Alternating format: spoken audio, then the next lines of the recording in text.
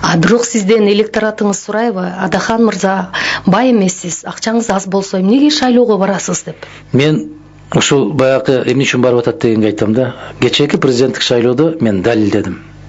Бүтүндөй кыргыз журтуна далилдедим.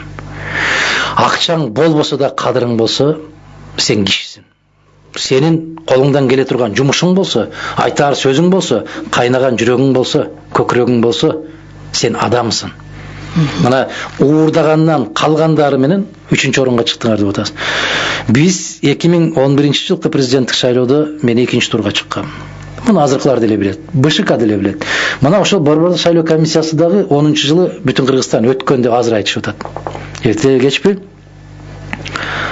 дагы айтасыздар, Мадумаров бир тыйын сарттабай, мен өз элимди кой катары, тоок катары сатып алгым келбейт да.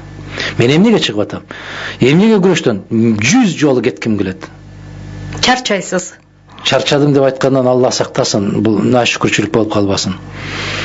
Чарчабайсың, көңүлүңгө көк таштай тиет. Сен өз атаң менен энеңдин алдында гана милдеттүүсүң. Эмне үчүн бирөө ыйлап келсе ошонун алдында милдеттүү сезесиң? Эмне үчүн сен той топурларга, башка жерлерге барып эл катары жүрө албайсың? Эмне үчүн көрүнгөн сени сындаганга укугу бар, а сен бир сөз айтканга укугуң жок? Эмне үчүн мындай капаска түшүп алдың? Себеп мусулманчылыкта жараткан Алла буйруп атат. Бир арамдыкты көрүп турган болсоң, колуң менен токтот. Колуң менен токтото албасаң, тилиң менен токтот. Тилиң менен да токтото албасаң, ошону жек көр дейт.